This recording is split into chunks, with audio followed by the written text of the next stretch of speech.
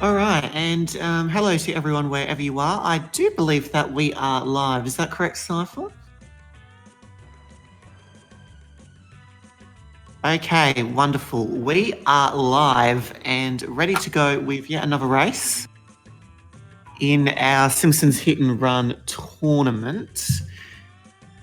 This one being between Guff and Dank_Mima 444, otherwise known as Dank Mima. I am your first commentator, Rock, and I do believe that we have Alexis with us as well. Not quite ready yet, but I'm sure that they will be along very, very shortly. I've been ready for the past 2 minutes. So we're going to hear the first group game of Group 3. So basically anything to play for. So I believe this is, I think we've had at least 4 or 5 races just in the last 10 hours or so.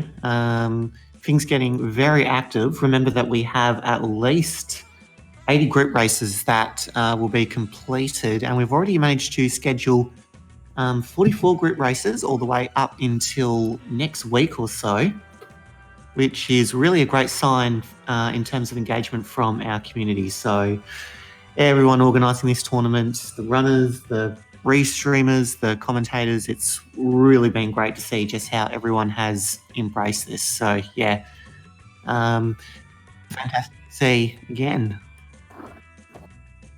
Remember that we have at least 80 group races that will be completed, and we've already managed to schedule. Okay, we have Dank Mima here appears to have started the timer. Probably should. So I do believe that with today's race that we will be starting them off in the call, which is definitely going to be an advantage because it eliminates the stream delay just a little bit. We'll probably still have something of a delay because of the wonders of input delay, but the race will be starting hopefully just that little bit more quickly than we are used to. And we're going to ask both runners, are you ready? Yeah, I can see that we have Dank Mima and Guff in the call. Both currently muted, so I might just get them to respond in chat just to make sure that they are aware that they are still in the call and ready to start on my count. Guff, can we please get confirmation that you are ready? Okay, both runners ready. I'll leave just for the second countdown. that they can hear me. That would also be acceptable. They're both good. They're both good.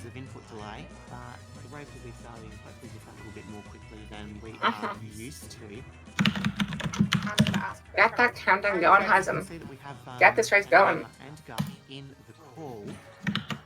Both currently muted, so I just get them to respond in chat just to make sure that they are aware that they are still in the call and ready to start on my count. Guff, can we please get confirmation that you are ready? All right, so Cypher, just a heads up, I think that I've got my audio down right now.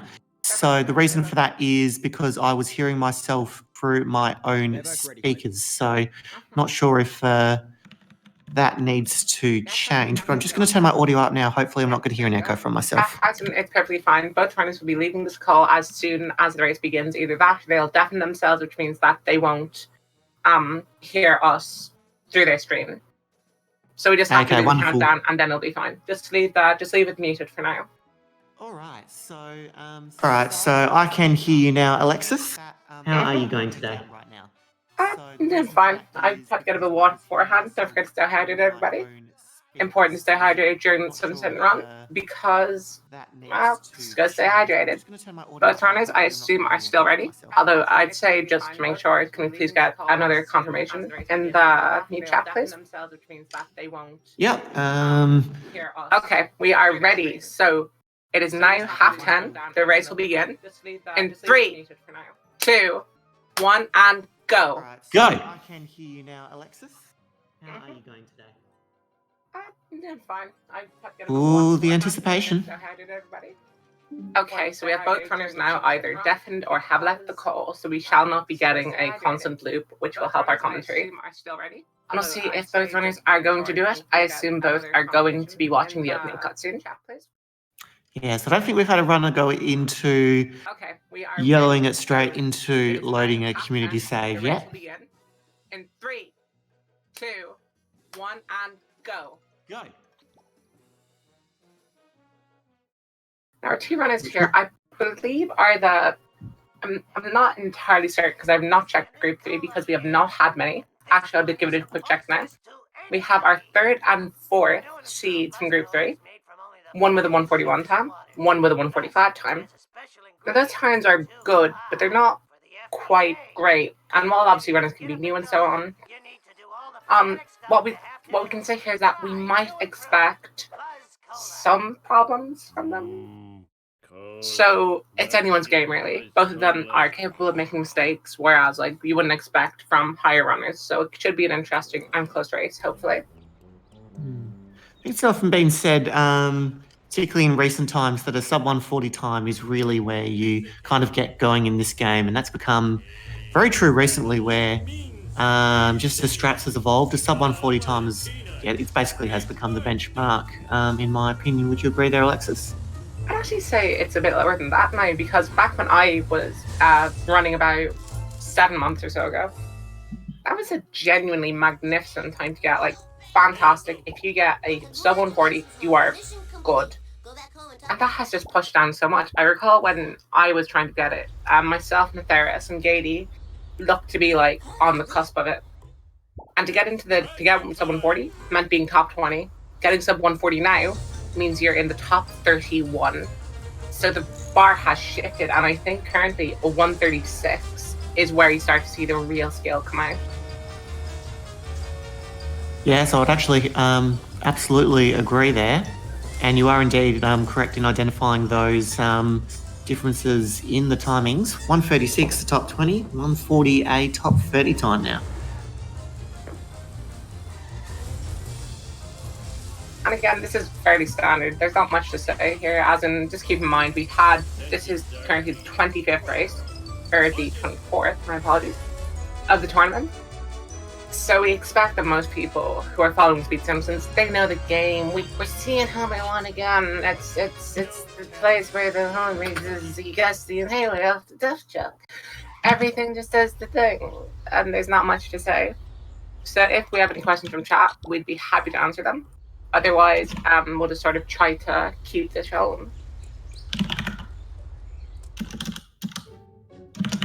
No major mistakes from any of the runners. So far, all you've had to pick up so far is 2 vending machines, 2 boxes, and 2 crusty glass, or well, 2 crusty glasses minimum. Technically speaking, you could get 6.9. But again, it's just a very standard thing to do. And we do have a small desync between the timers, approximately 3 seconds right now. This can be as a result of load times because we use in-game timer, or it can just be a simple result of the fact that stream delays can be slightly differential. Yes, I think we saw this in the race that I commentated around 8 or 9 hours ago, where the difference had reached almost 3 minutes in terms of the timers. It only started out at about 15 seconds, but that load differential just grew and grew throughout the race.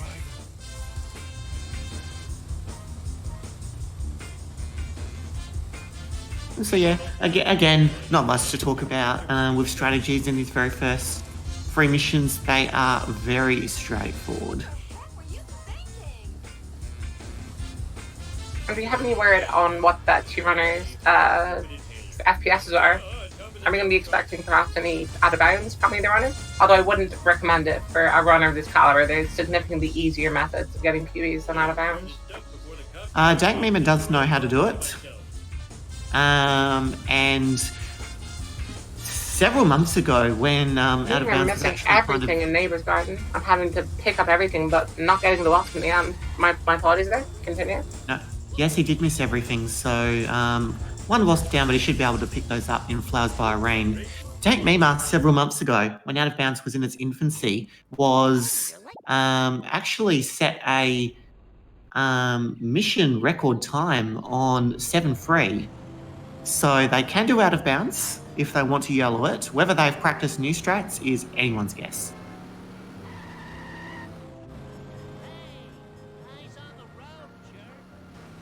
It was a remarkable moment, actually, because I do remember the discussion had been, no one should be attempting out of bounds if you're at a certain level, but Dank Mima, he gave it a go. Whether or not it was a good idea, who knows, but yeah, he got the perfect 7-3. I certainly admire the tenacity of someone who is going to go for an out of bounds despite not having a great time, as both runners managing very poor landing pushes.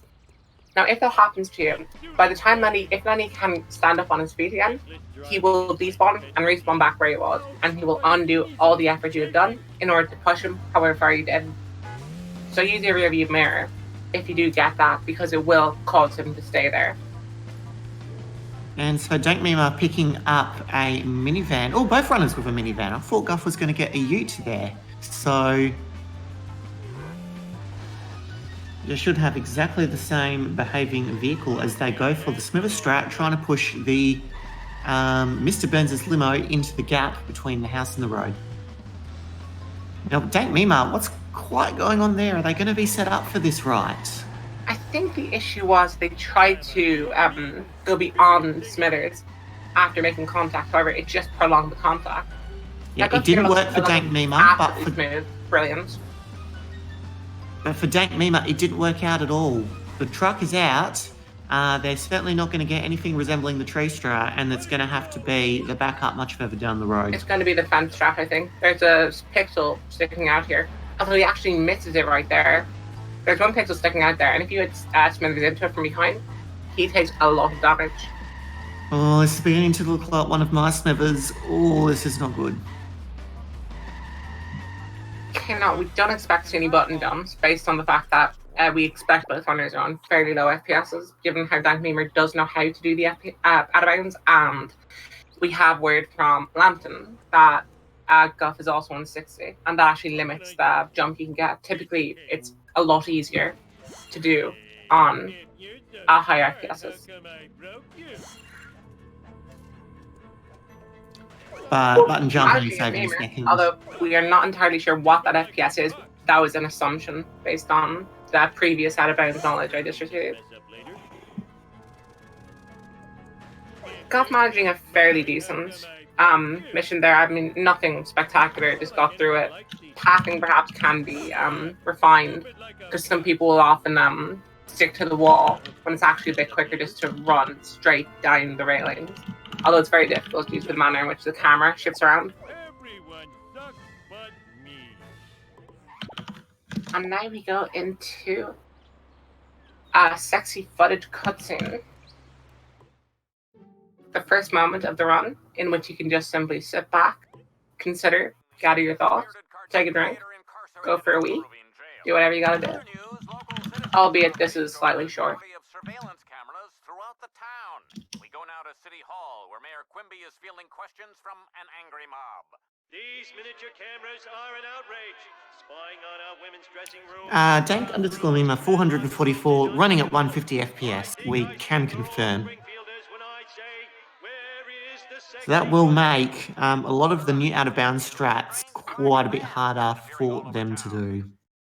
However, there will be a very large benefit in the early game, as you do get significantly better launches if you're on a higher FPS.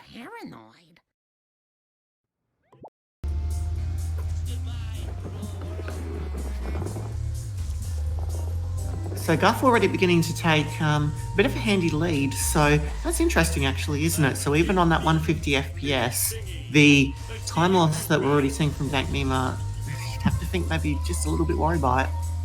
Perhaps, yeah. Typically, if we do see a different FPS from both runners, we would expect the higher FPS runners to try to make the most of their early game. And just as a result of that earlier mess up on Splitter Strat and just pushing him around and eventually only getting him in Neighbour's Garden, it's just really hurting Dank Mima, and we're gonna have to see some change there as they pick up one of the wasps. I believe they were the one who, my apologies, that was Guff earlier, who missed Neighbour's wasp. So that means Mima should have both his wasps, meaning that the Stonecutter jump should be more difficult to get for the wasp. I think it was Dank that missed the wasp. I think I'm 90% sure it was Guff. I'm pretty sure it was, because Dank was slightly ahead as a result of Guff having to maneuver around the area.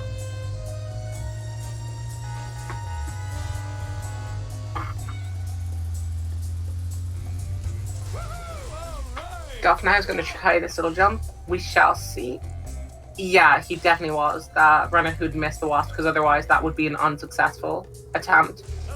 And having to abandon the second wasp as a result of a failure. And Dank managing to get both wasps. They're very fortunate on that jump because their hitboxes are slightly different when you have both of the freebies. Mr. Bird? Tank got them all running all the way down to the edge of the tunnel, which probably might have just lost them a fraction of time.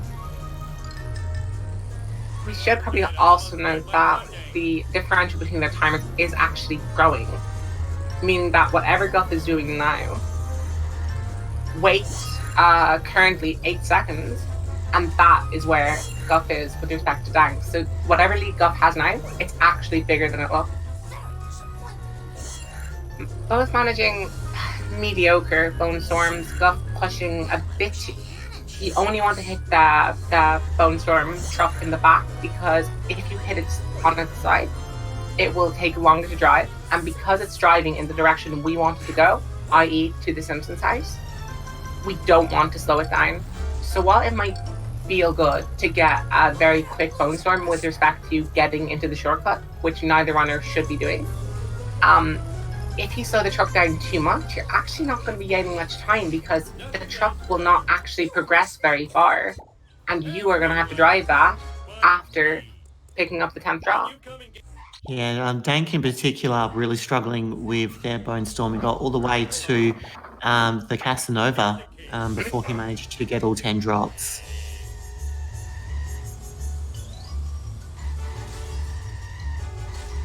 And Guff now using major instance of manipulating your car resetting to save a huge amount of time over this game casually. So what he's done there is he's reversed his car towards the wall of the power plant and reset it. And when it resets on the other side of the wall, meaning that rather than having to drive around the entire map, all you do is drive through the plant and the Stonecutter's tunnel straight to Mr. Burns' mansion. I had to ask you something. When did you actually get into this game? Because I'm not sure if you actually know the previous strat we used before that. I do believe that, I think up until about 2 years ago, there was a previous strat where you would drive up to Carl and then slowly reverse him all the way under the plant wall. And then once you had gotten beyond the plant wall, you would then start the mission and you'd actually start it on the other side of the wall. Okay, I'm just curious because I'm actually aware now that because I actually recall the individual who came up with what's now deemed Carl Skip because the old thing was Carl Skip, and because of this new tech, it's now Carl Skip. But yeah, the fact that the person who came up with it, Relenter, a very good well-timer, actually had the credentials to be a very, very good runner, as he should not be picking up the sedan. I don't think it's worth it. No, I don't know why they've done that. It's not good. It's a very bad car. Although you did see that launch right there. You see the difference between what Guff got and what Memer got? That is the difference of 90 FPS. I'm not quite sure why they chose to do that, to spend all that time looking for a traffic car and then to pick one that is the slowest. They had a taxi nearby, so they might have just been... The taxi had driven off, I think. The taxi had driven off and they just cut their losses. If they're playing right, what they should do here, I don't think they should have done that. I think what they should have done was they should have parked further away and then taken the taxi that's parked right there, because it's there for you. It's going to be there if it's a parked car. It is not going to like despawn after you reset the mission. Guff here is going to move off in a taxi, the second best car for this area, as a result of its better top speed than the on a roller, but lesser acceleration than what Memer has, which is the sports car. It's very good to have an NPC car because there is no animation in getting in and out of NPC cars in this game at all. So because this mission is a lot of getting out of cars, getting back into cars and driving off, it's very good to have an NPC car, because I believe there is 8 times you get in and out of the car in this mission, and the difference between having to jump 8 times does add up throughout the mission and throughout the run. So ideally, when we can take NPC cars that are better, while it does set up punter runs in the hands of R&D, it's beneficial overall.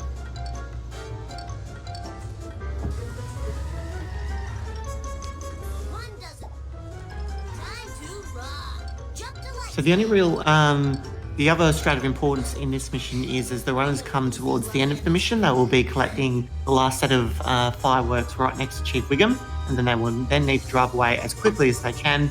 They just need to drive in a straight line and as quickly as they can through the sit and rotate room so that they escape Wiggum pretty much immediately. Not exactly very difficult to do, but occasionally we do see if they hit something in traffic, they can mess it up. I think there is a small chance that Wiggum does not spin out when he pursues you, because I think the point of the like tricking the casual player is that a casual player might pick up the firework on foot. Because if you remember, by which time it already sets them off, doesn't it? Yeah, and if you remember, I think Kearney is the only other firework that we pick up in the car. No, not Kearney, actually. No, I think every single other firework you pick up. So you do pick them all up in the car, don't you? Including Snake, yeah. No, you pick Snakes up in the car. You pick Mo and Otto up on foot. So I think, generally speaking, that sort of trap that I think is supposed to be a sting operation, if we're going by the in-game lore, is actually just meant to sort of mess you up, because I think Wiggum is supposed to run into you, and that causes kind of a moment of chaos. And Guff should be safe on this race here. Mima definitely safe on this race. As for Dank Mima, and the other observation I have for Dank so far, they've missed. Sorry, Heisen, you dropped off there after you were going to note something. Guff picking up the sports car? That Dank Mima has missed quite a fair few wasps through the run so far. Mm-hmm. I think that's probably more just a measure of luck than anything, and a measure of being very unlucky. Oh, Guff. Bad luck there. They miss a box and a wasp. No, that's actually fine, because you can pick it up during Monkey See, Monkey Do, just as long as you're quite particular about how you approach the monkey.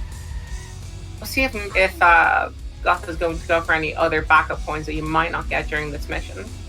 I think it would be advisable to do so. And if it were me, I had gone for the Courthouse Wasp, because that is the wasp you generally want to pick up during Monkey See, Monkey Do. So basically, you trade a Barton Frank Wasp for a Monkey See, Monkey Do Wasp, and that sort of works out to be equal. Mimer's van going the slow way, Guff's van going the fast way, and you're going to notice here, as Guff turns around, that there is a chance that the van will try to trap itself. Luckily for Guff, and it doesn't do that, fortunately. But that can cost you a lot of time, especially if your attempt to manipulate the van into not crashing forces it through the frosty glass. That can cost you a lot of time, as Guff does not pick up the box, although I don't think it was actually there. Maybe Guff had picked it up earlier. Mimer is getting the box, and that might actually explain the coin differential they had in between them, if Guff had been picking up coins ahead of time. It's a very close race so far, albeit we do have to keep in mind that while it does look close, it's slightly further back than you think, because Guff does have 13 seconds of advantage, just as a pure result of Guff's time is slower due to in-game time. So Guff was resetting his car against the freeway wall 18 minutes and 10.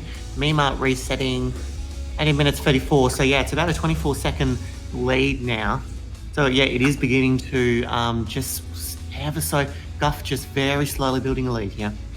We are noticing the small increments of such things as Barton Frink is probably the best mission, even better than Weapons of Mass Delinquency. Better to have a sports car over a taxi. Mimer had a sports car in Weapons of Mass Delinquency, and Guff had a taxi, and we are inverting that in this mission, and we actually do notice that just because of the pure distance driving, due to that extra stability that the sports car has, that extra acceleration the sports car has, that Guff is going to build up a lead, and we do see there just the pure amount of load time it took to get out of that main menu work just shows how that differential of time is happening. And we're going to see Mimer here that load like that, whereas Guff's very slow and getting a free car here, because a car can sometimes spawn in that sign, get like a million billion collisions and be one hit from death. And Mimer getting the exact same thing, however the car was not one hit from death, it was already dead. We'll see if Cal is here, because that apologist will come out spouting nonsense about the virtues of this horrible, horrible truck owned by Cletus. as Guff misaligns and hits the side of the trailer and will not be picking up the wasp he will want. Memer, not quite good, but should be aligned for this wasp and is. Although, the reason why Guff was facing the correct direction and Memer was facing the wrong direction at that is because basically the way in which this game maps out resets is if you are perfectly perpendicular, as in if you drove directly like straight, you will create a 90-degree angle with the road. I think the reset will be random. However, if you are slightly turned one way or slightly turned the other, that's how the game decides. So often, just turn slightly left, slightly right, depending on which direction you want to be facing at the end. It can help, but the issue is that sometimes you're forced against a wall, so that means that you will naturally turn. So it does sometimes take a bit of finesse and control. Let's see how Apu escaped for both of them. Mima managing to pick up the wasp just by the car wash there. Significantly better than B. Presuming there isn't anything magnificently bad about the Apu escape. And actually that has closed in the difference of coins. Only 13 coins now. Actually, I take that back. Only about 6 coins now separate them. And we'll see what Mima decides to do with regards to Gazebo Box. Nah, I'm not going to go for it. But this looks like a good escape. Yeah, no issues with their escape either. It can be slightly riskier to go for the gazebo escape. Particularly because you're basically hoping that at the the gazebo escape works only if it's pretty much ideal, because the moment you hit that box is the moment you also finish the escape and get the straight line distance away from Apu. So if you've slightly misaligned it, or if Apu is slightly better at following you, even if your gazebo box goes well, that's assuming you don't get any collisions on approach. Even if that goes well, you can end up not achieving what you want to achieve, and you have to accelerate away from a faster car with bloody Cletus truck. And good luck to you with that, is all I'm gonna say. Guff here going for the vending machine there. Typically not gotten by most runners, but we are seeing the difference between high runners and mid-tier runners, because they are going for significant safety points on this mission.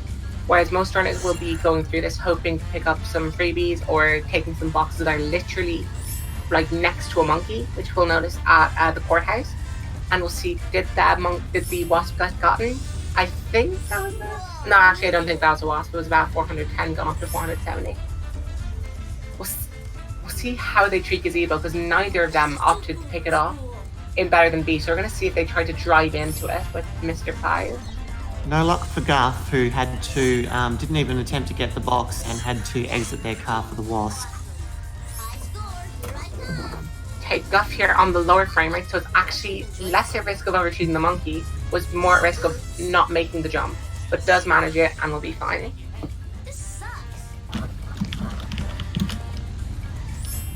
Okay, now we're going to see 150 FPS in action. You have to manage significantly. Now you see there a much higher jump with a lot less momentum going into it, as we see here. That ordering, I'm not quite sure about. I'm not quite sure about the exact timing, but for me, picking up the town hall wasp that overlooks the main plaza, picking that up as your basic last monkey before those last cluster of 3, just tends to be faster, because when you drive down, it's significantly easier to leave that and go towards that phone booth, rather than it is to do what Memer is doing right now and picking up the monkey he just did. As Guff goes for that wasp, dangerously close to hit and run. You do have to be careful about this mission, because you are doing it on foot. It is extremely difficult to escape the cops if they are going to follow you.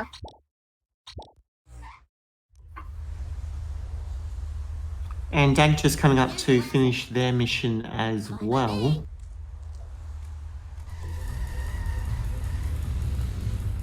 Yeah, that's just a little, what'd you say about Dank's coin situation? I think it's probably okay. 676 finishing Monkey Dough. I think that you can never really say, because I think the telling point at which you can really make a judgment about some of these coins is after Clueless. Because when someone decides to do things like Clueless coins, beach coins, etc., that's when I think you can make a real judgment call. Because some people will have sparse coins in the early game. Some people will have, like some people root in and Nets Gardens before Color Wars. Some people only use that for safety coins, so you can't really make a judgment call. Both of them look good, but I don't know what their plans are going ahead, so they could actually be undercoined for their own routes, and I don't know what they know as far as Guff with this, just having a look at Guff's second car here in sellouts. Bit of a struggle for them. They do, however, manage to destroy another car as they destroy the sellouts, nabbing themselves an extra 10 coins. They should for be good fine measure. here, yeah. But the third car is actually fairly forgiving as far as where its spawn point is. Memer, they're not opting for the right thing. You should try, ideally with the second. Actually, that was a very nice. They worked car. it out though. Yeah, it worked out okay for them. As you can see here on Memer's side, the amount of time that third car takes to come there just tells you about how, despite Guff's bad finishing position for the second car, it wasn't the end of the world. However, you see there on Guff's screen, that fourth car comes out like a bullet into the main plaza, and if you're not in the right position, you're genuinely in, like right now, Memer is facing the wrong way. That sellout car will come, and it'll be fairly difficult to get a good hit, and it just was. As we see here, Carnegie not doing very good for Guff. Traffic messing them off. Although there's a good hit here, although this can be a very slippery car, finishing with a 550 sellout, which Memer might be able to better, but not by much, I don't think. Well, if he gets the hit now, it will be quite a bit better. Let it hit them. Right, there you go, 605. So 15 seconds better. You are right, that is a significantly better sellout as we move into cutscene skip. I think this is a 2-frame window, if I recall correctly. And 2 frames. It can be 50, I think it's 54 seconds long or so, this cutscene, the second longest of the game. You Guff can definitely will tell. manage You can definitely tell Guff's lower frame rate there, just in the movement of Guff. So both managing to get the cutscene skip, which is good. It will be a 50-second time save over having to watch that cutscene. And now we see relative synchronicity between them. However, we do have to keep in mind again, 20 seconds now between their timers. So while it may look like Memer is right on Guff's heels, as Derek says in the chat here, it's actually 25 seconds. So while it's close, it is not quite as close as it is made out to be by what we see on our screens. Both runners vying for coins, although I'd say, depending on their coin rates, that could change, because one thing I think mid-tier runners forget about, don't actually factor in, is that your coiner can save you a lot of time. If you route in like 2 boxes into follow missions and pick them up during the follow mission instead of during another mission where your ability to finish it is just simply you get to the finish line, it doesn't matter about anything else, that can save you a significant amount of time if you just put it in several places. And I guess we're just gonna have to see how these two runners do, and both of them managing very, very poor cycles. That robot arm there is on a global cycle, basically meaning that it's always working when it's in this map. So speaking of our restreaming here, Scyther, a very, very talented runner, although sadly not in the tournament, could always say, and I was always amazed by this, just say good cycle or bad cycle, because he knew exactly how this global cycle works, because it starts as soon as you leave the interior of comic book guy's store, and it's just going. And I think Scyther might give us a word here, or perhaps not. I probably don't remember that anymore, but thanks.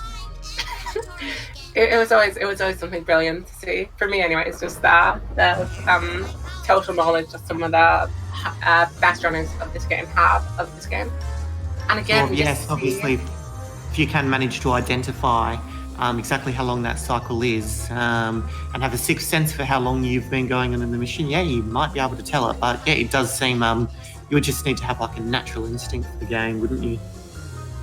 I think it's just typically a runner just generally knows they're right, and they just know that on my normal, for example, a runner might know on my normal route, if I do well, it'll be a bad cycle. So if I slow down ever so slightly, as we do see again another difference between these two runners, as Memer appears to be accounting for the possibility that they might get past them though, and opting to kick again once or twice before actually getting back in the car. So what we see here is that those coins we picked up 2 times. One during health glitch, if you get the third sedan, and just leave it to Austin Powers kill itself. And 2, if you get slow demo strat and let it do an equal, Austin Powers destroy itself. But it's a slightly unusual decision to take from Dank there in terms of choosing the beach coins for someone who may not have that expectation to be getting, the fastest hellfish or the fastest limo. You'd think it'd be quite reasonable to go back and get them, but it is their decision. I do just suspect that, you never really know. Some people are just very, very good at particular stats, even though they might not be great. Using a prime example of one runner in this tournament, very original, with a PV that does not suggest a certain aptitude in some strats, but actually very, very proficient in doing the out of bounds, as Guff appropriately kicks Millhouse into the... Unfortunately, not at the dam, so it can't be, I'm telling you I don't know anything, I don't care. Ooh, and Dank Mima, Mimas. it was close. Just about failing the mission there. Timer got down to 1 second. They made it just in time.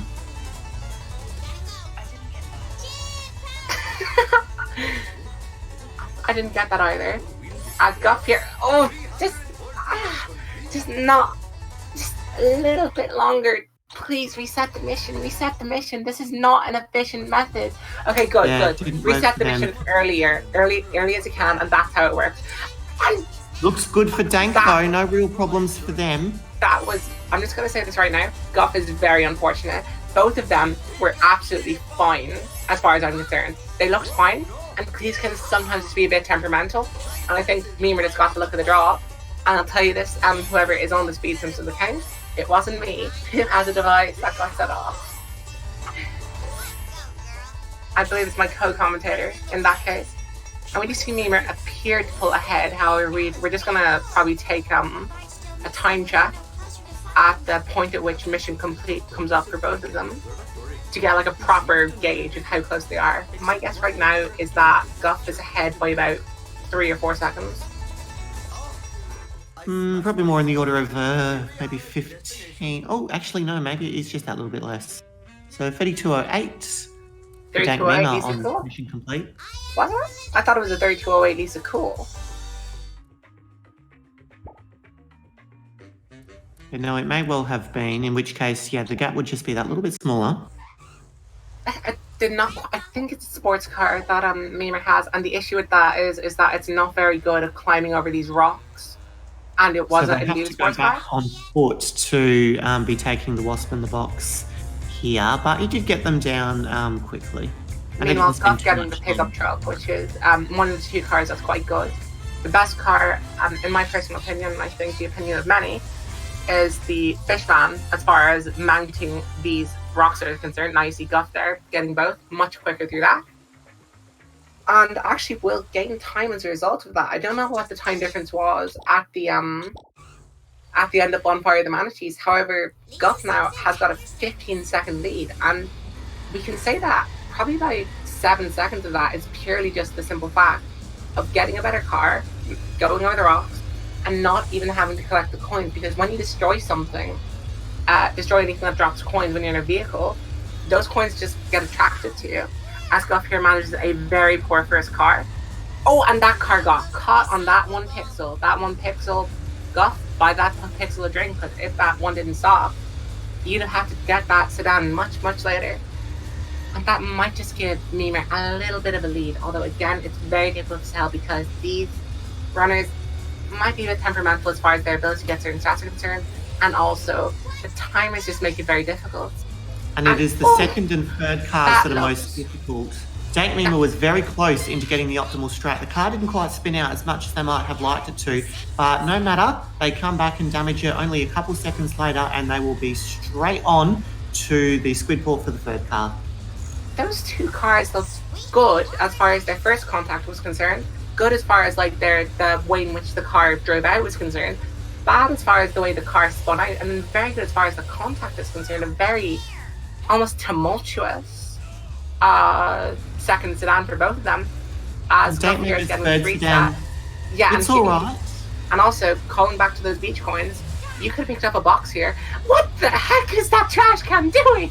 Did anyone else see that trash can on your screen? It was just bouncing around. And Guff Yeah, here, the physics of this game, never predictable at all.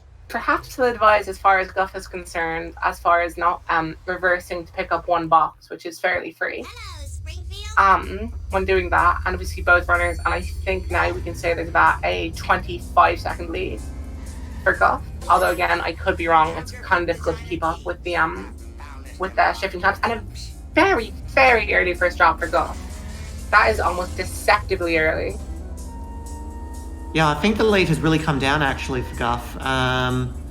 Tank Mima's probably only around 10 seconds behind at this point. Now they are going for manipulation strats, but they don't manage to get it. They would have been hoping to spawn ahead of Snake there. That was a perfect third drop. That third drop was incredible. Like, again, take that third drop out for a drink.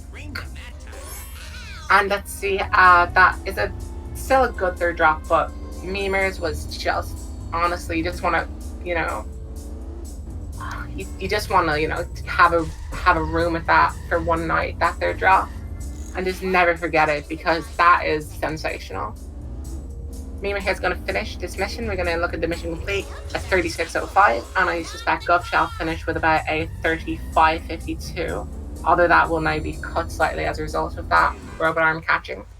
Moving on to fishy deals, one example of a pan skip when they went into it, and a fairly simple mission as far as it's just quite linear.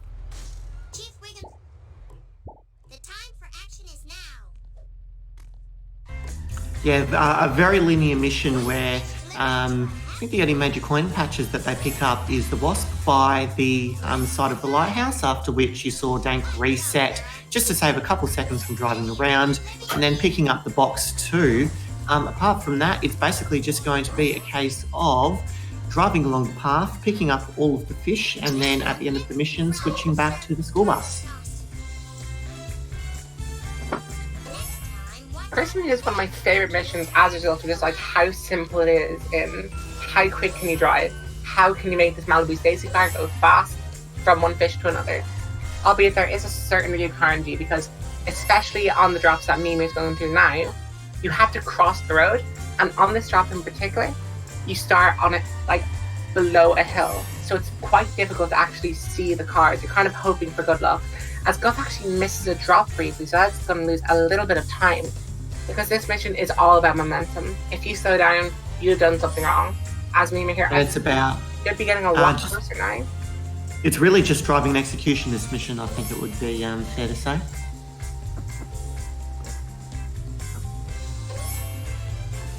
So Mima finishing with about 25 seconds to spare, which is a respectable time. And yeah, they've really caught up to Guff here, I think. Oh, opting to do this, and it's significantly faster to pick up the school bus from the What are you? Was that an error? I don't know if it's an error or if this is just a method. No, I don't think it's an error. I think that is actually an attempted method, although it's a lesser method. And it makes no difference because the school bus does spawn in that position more or less anyway. And also, if you are going for fast limo, it does not matter where the school spawns, because when you restart the mission, you are spawned in a new place. You are spawned in a new place in that school bus, and that's a very dangerous position because that limo might reset. It does not. And I suppose kind of lucky that he did get beach coins now, because had they not gotten beach coins, that limo is just directly in the way of getting the beach coins. And I think they're going to opt to go for it's damaging itself. Which yeah, is he's not had to a good come idea. back because it's more or less just stopped the limo there. Sometimes this pathfinding can just lose itself. Now see here the option not to get beach coins earlier. It's actually paying off for Guff, because while Mima is getting, minor damage because it's just like small slide swipes, and because the bus doesn't have great acceleration, there's not a great deal of speed there. Guff is picking up coins, and that is beneficial. I'm going to see an almost identical moment of reset, but again, what we see is 30, how much time now? 27 seconds of a lead, purely as a result of timers. Mima lost time there in that mission. Whereas Guff, on the other hand, is keeping up. Definitely getting the kind of pace that they should want to be. So we do see here, Mimir. We see here like a sense of almost aspiration, because Mimir's going for significantly harder strats. Even though they don't have like the best time, they're going for like the more difficult pole jump, albeit they did get it second time. And so on. So we do see like aspirations to do like the quote unquote better strats. But the thing about quote unquote better strats is that unless you do them well, they're nowhere near as good as mediocre strats done decently. So we're gonna see here perhaps Mimir is going to bite off more than they can chew. And you can say this particularly in comparison to yesterday's race that we watched between sorry, I cannot even quite remember right now, but one of the things that we did note was noted by our commentators during the race was their exceptionally safe coin routes. The routes for both runners isn't quite as on the safe side as you might expect. Oh my god, that was sorry, I just need to stop you right there. That was a fantastic donut fire. Like, it actually was, yeah. So Date Mima sliding that truck in beautifully, just as you'd expect a pro to do. God, not managing it is going to have to go for the backup. This is going to cause a lead change.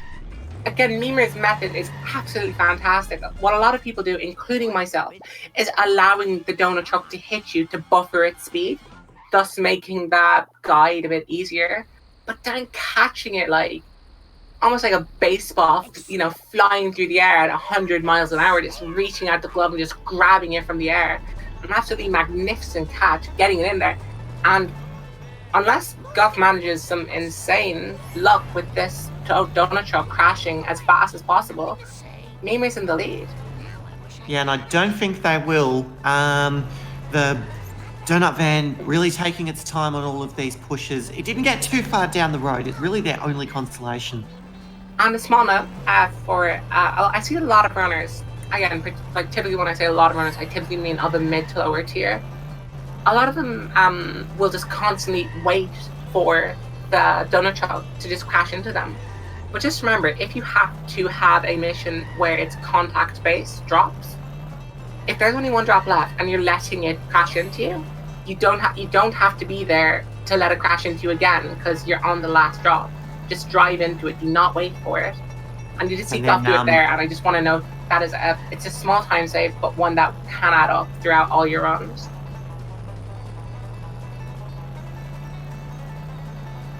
Now, as we head into March here, we will see, for those who have seen the game casually, you'll note that the difficulty spike does begin to ramp up in March.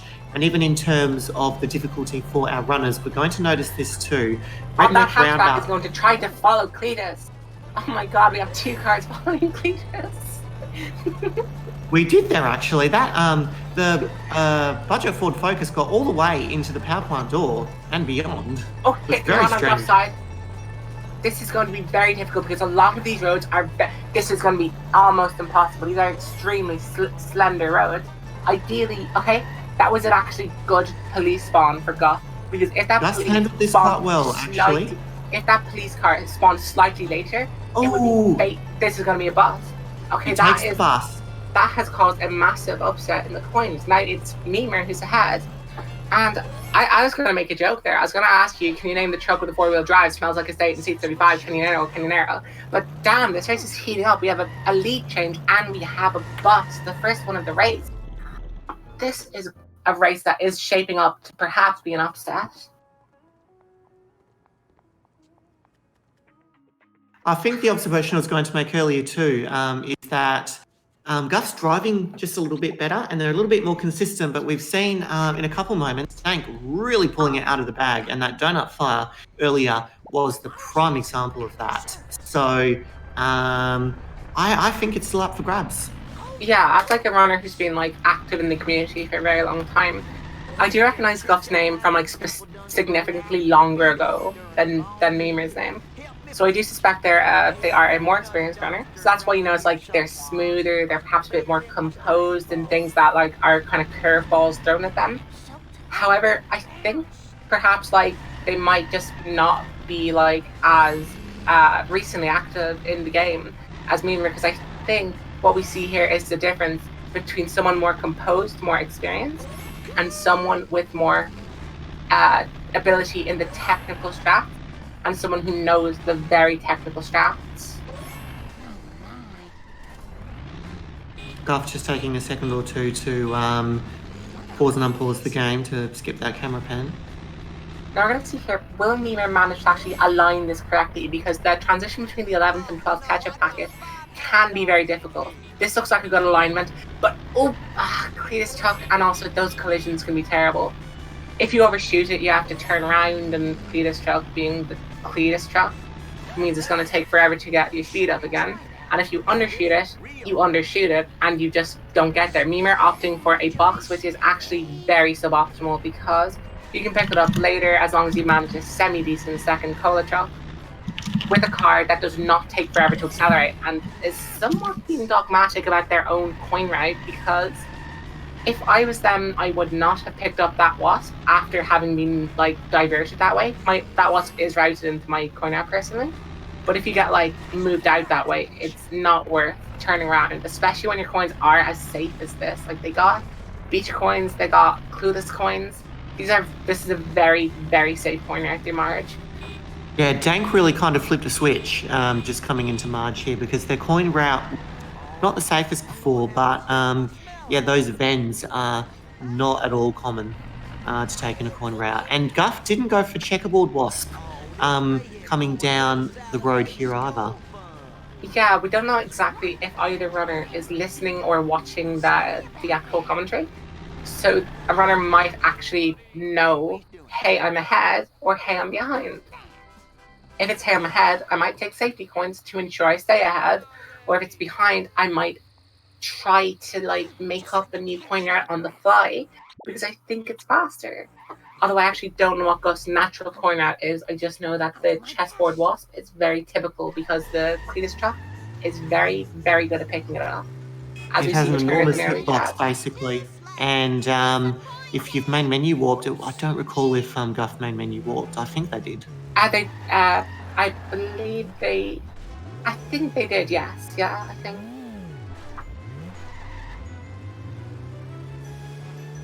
And again, I do just want to note one more time, there isn't actually that much time between them, because we are almost at the point when there is a 40-second discrepancy between the two timers. Counting at this exact moment, I think it's 38 seconds, although I could be doing bad maths. 46:51 on the load coming into Return of the Nearly Dead. So Dank is ahead, because you would say that this is at least a 40-second mission. Yeah, about 47 seconds. So I'd give Dank a 7-second lead, although I might do a quick note of the times they talked to Nelson at, because that's a fairly good indicator. So this is not, in fact, the fastest mission in the game. I probably could have gotten away with memeing this because I'm pretty sure that Vapo is asleep. But if you say that this is the fastest mission in the game in the company of Vapo, then you better watch out. Okay, we're going to see now perhaps a safe coin route from both of them throughout not Return to Nearly Dead, my apologies. Wolves on my pills, because it is a follow mission. And as I was saying earlier, follow missions are quite good because the end of the mission is kind of predefined in a way, because it's going to be based on when this card gets to the end. It doesn't matter how quick you drive. If you overshoot it, you can actually fail the mission. So picking up coins here is basically free as far as time is concerned. You just sometimes risk failing the mission. Although I will caveat that by saying that during level 1, level 2, and level 3, there is a degree of rubber banding. So if you hold back in order to pick up coins, that will actually cost you time. However, in Incriminating Caffeine and Wolves Don't Like Pills, every coin you pick up is essentially time-free, albeit a failed, which can be a bit of a worry. And that 9th drop on Mimir's screen looks quite late. There might be a 2-cycle coming, although I sincerely hope it isn't. I think they haven't gotten it. No, it was okay. And I think that was saved by the way that the chase sedan took its time. Yep, crashed. Took its time to come out onto the road. The timer is based upon the drops are based upon a timer, and obviously the 10th drop can come before the 9th drop. So the only time when the 10th drop timer can begin is when the 9th drop has happened. So because the because the chase it on had crashed, that Was timer Guff had at more risk time of- to be effective. Was Guff I at don't risk of know. fail glitch here? I think they were just okay. They didn't want to fall much further behind. I think that was fairly safe. And Mima there in the chat saying they did think it was going to be a 2-cycle, and there was a suspicion from me too. Although after that crash, it was quite safe in my opinion. Yep, no 2-cycle from Guff either. This reminds me of when They're heading into what ideally will be the very last cutscene that the runners see. It's certainly the last unskippable cutscene. Cutscenes at the end of level 5 in Apu and level 6 in Bart 2 are Are skippable, yeah. about the craps. And the final cutscene is after time is taken. Yeah, I just want to say, Cal, pre-destruction is an abomination against nature, and I think you should leave.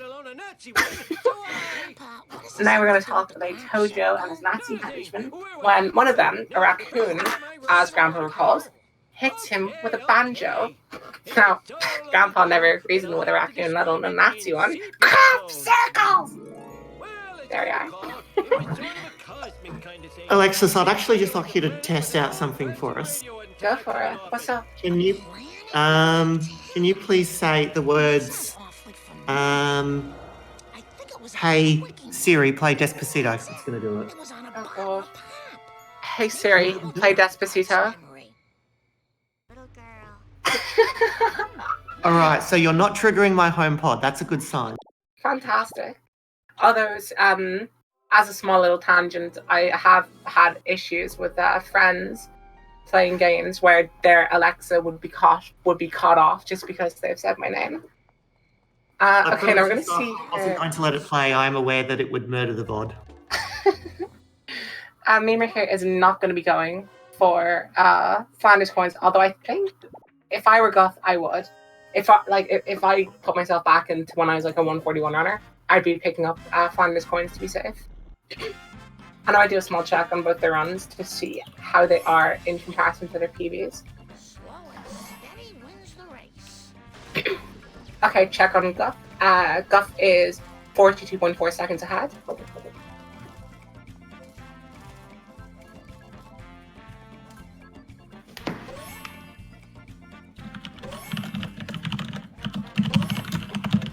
And we have Dank Memer with a 26-second deficit against PB.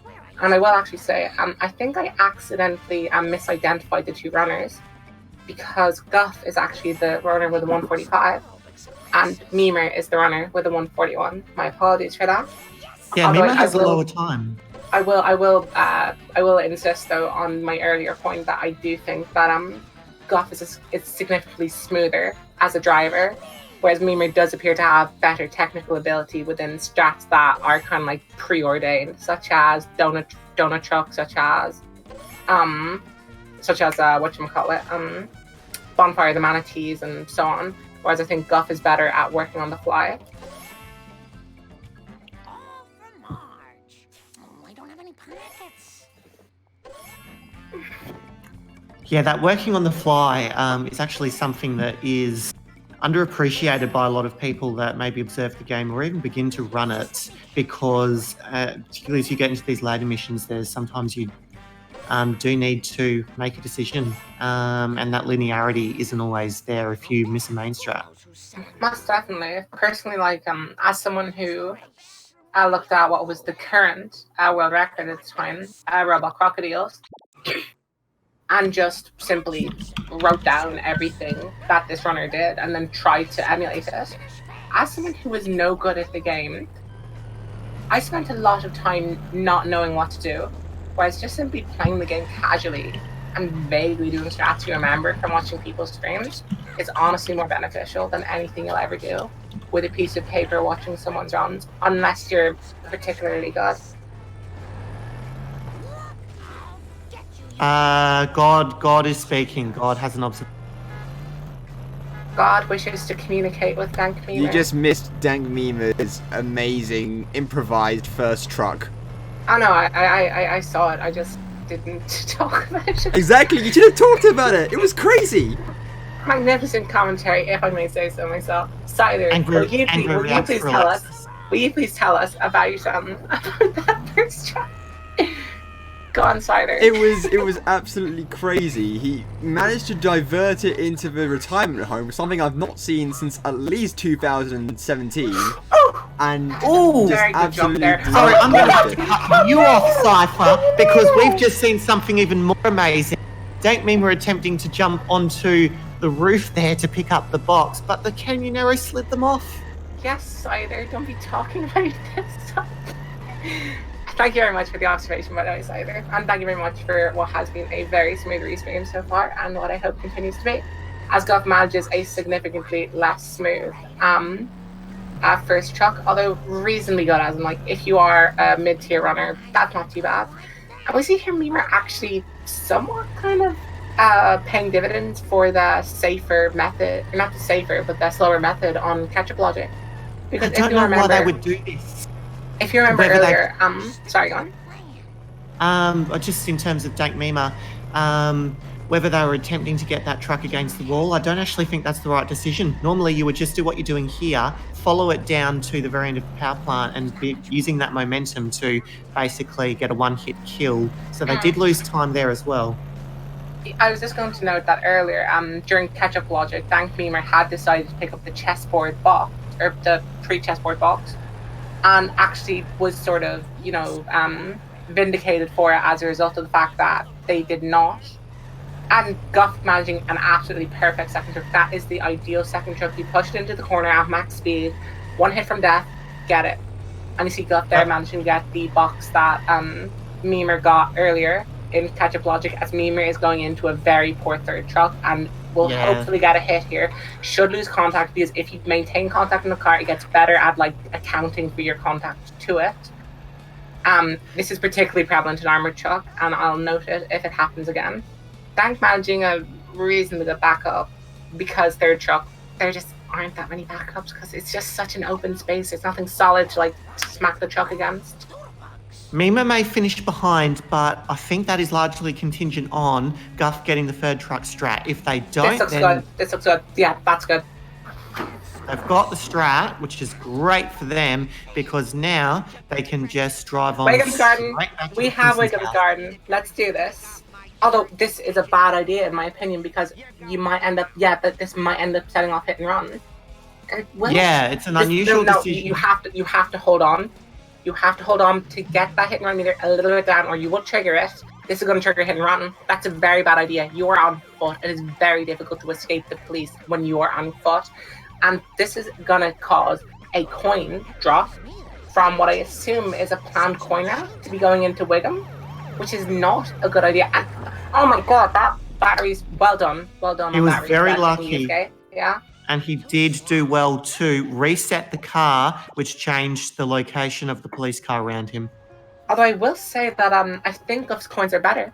I think Mimer is approximately at about 700 coins or so, and Guff is at 817.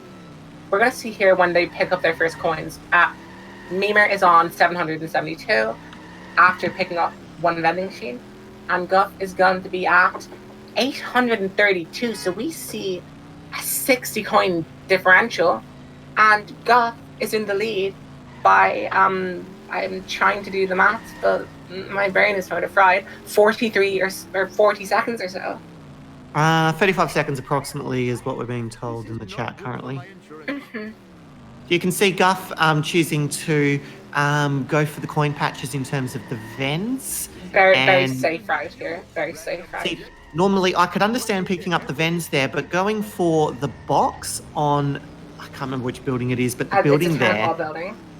is an unusual decision, because there's not normally a risk to be picking that up in the incriminating itself. I would actually somewhat disagree with you there, because I think that the vending machines are significantly better to leave behind, because both runners will be hoping not to accidentally pick up Apu Army or Apu Abi Sharks, both managing a correct manual, although I do see that Guff there. There's just a moment before pressing whatever button is assigned to do the buy function, just to say, I want to make sure I have this right.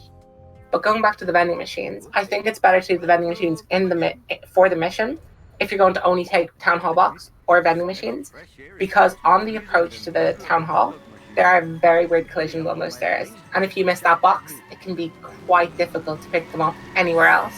Whereas if you're really adventurous, you can pick up vending machines in this little piggy because you go by that direction. Albeit it might make your time a bit tight, so you will be relying on nothing else going wrong. Yeah, I don't think that's an equation that I think the runners would be considering at this level. They would not. Although there are some equations I do see, like, not considered at all. There's one thing I have been curious about in some races that runners who already have sufficient coins to pay up blowback still insist upon picking up the box in 6-1, despite it costing about 6 seconds to do. Although we shall leave that for another race, where it is more applicable, because I suspect these two runners are not at the level where we'd expect those sort of calculations to come in at all. And both runners here getting, just as I say it, both runners actually getting stuck on the stairs. Mima's truck stuck at the fire trucks briefly, and it's still not getting out. Don't crash into it, Guff. You're not giving it enough space to actually do the maneuver. Either that's the good thing to do. Either do that or let it come all the way back, because sometimes its pathfinding is just a little bit temperamental. One method you can do to manipulate the truck to make sure this does not happen is just stay back. If you're not looking at the truck when it comes to this area, it's significantly less likely to actually crash. And there are two areas where the crash is going to happen, are very, very easy areas to catch up in. So there's not actually that much risk involved.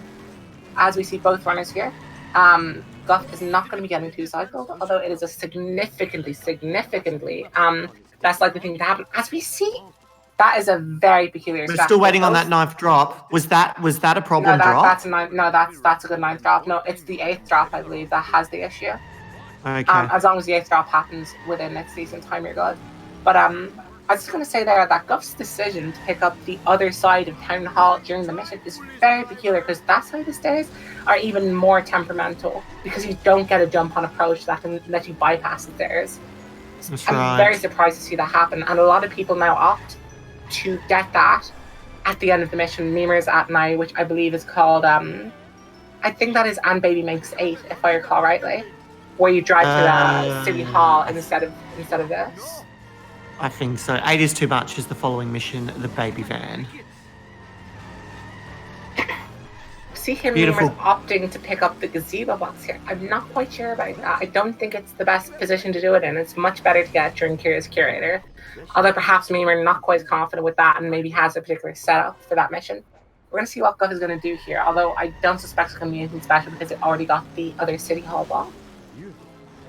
Although getting the courthouse box, which many people opt to pick up at the start of this little piggy, and Guff opting for a better approach to the hospital, because this will let you be closer to Homer, who you need to speak to in order to buy the car built for Homer. So Guff's coin situation, quite good. They've got the costume, they've got the car built for Homer, and 140 coins spare. They won't be sweating on their coin situation. Both coins look very good, because I think Guff still has got the hospital lawns. Yeah, I can see them right now. The two boxes are still there. So they've got approximately equal coins, like accounting for those two boxes, which are very easy to get, just shy of 200 in both cases. We see here, Memer has a fairly intelligent baby van. You can see it's driving in relatively straight lines, and I think Guff actually has the exact same thing. That can be a good thing and a bad thing. The unintelligent baby van and getting a freebie on Memer's screen, that is a very, very fortunate thing to get.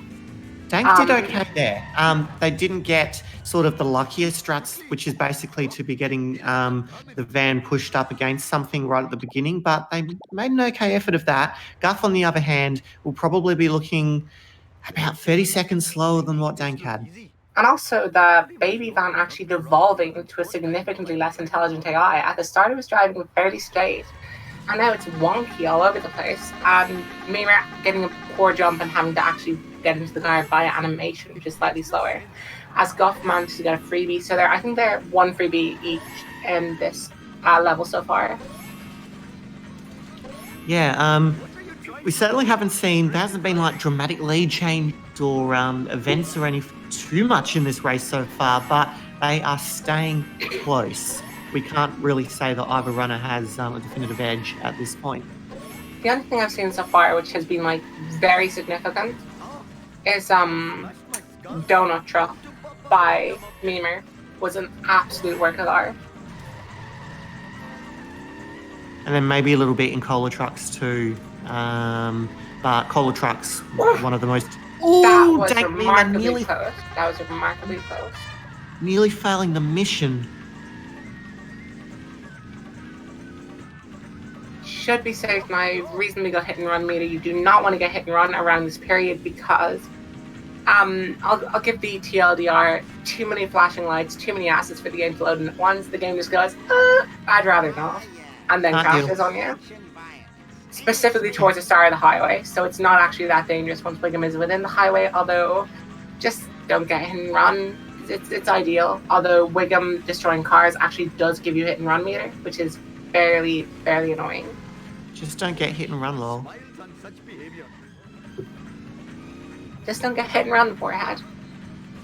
And Guff here opting not to get that car, which is probably advisable because had they gotten the car, they would have gotten a quarter of their hit and run meter fill, and the exchange for getting a quarter of your hit and run bill is 10 coins. You can get half that hit and run meter and get 16 coins if you do what Guff did, which was to drive around and pick up the vending machine as an alternative. So 1 hour, 6 minute 9 second was the load point for Dank Memer into Never Trust the Snake. We'll observe what point Guff comes in to get an idea of the margin. Okay, and we're going to see Memer here is going to opt to get a hit, although not a very good hit, albeit the truck was not very favourable as far as getting a good hit is concerned, to ensure the truck does not do just, driving around the shortcut for a second before realising, wait, I'm not supposed to be here. I'm driving off. So it was again. an hour? 1 hour, 5 minutes, 54 seconds for Guff heading into Never 12 Trust the seconds Snake. then, based on your earlier figure. That's right, yeah. Guff is ahead. And we're going to see if Guff can manage a good hit, although I think they're a little bit too far behind to get an ideal hit. And I see here, this is what you try to avoid by getting that hit. Albeit not the worst thing in the world. The garbage truck can just be so finicky about driving off. As Dank here is just trying to follow very closely. The issue is if you follow too closely, when that drop happens, the garbage truck deactivates.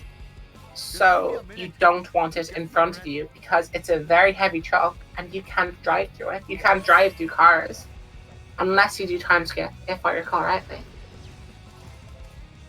Yes, and that is a topic for a whole another day. Time skip race when? Or time skip tournament. I'd say this is a little bit too safe from Memer. I think this is far too safe. You do not need that box, and it's totally out of your way.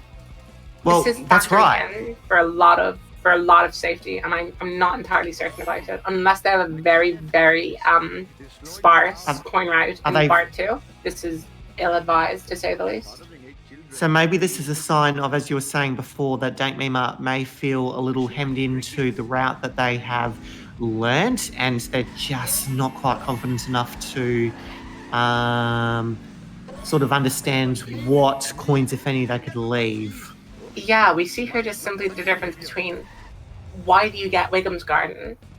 Guff was busted, and Guff is only going to be about 10 coins below Dank Memer here after they pick up this boss. The answer to the simple question is why? Why would you get Wiggum's Garden if it's so out of the way? The runners only need 600 coins to buy the Globex supervillain car. In the second mission of Part 1 is ideally where they're looking to pick it up. See how both runners do here. 2. Okay, neither runner managing the jump there. Although I'd say actually, it's kind of difficult to say because sometimes that car can get rather stuck against the end of that fire truck. So part of me says I prefer what Guff's position is, but another part of me says it just takes a very long time to jump and find your way because it is a kind of line jump, and both runners just they're very overcoined. And also, I just remembered now, Dank and Memer already took the gazebo box, so perhaps the coins were justified because I was factoring in for not having taken that. But if you get Armored Chuck, you have 2 wasps you can take around the sit and rotate. That's another 52 coins available to you.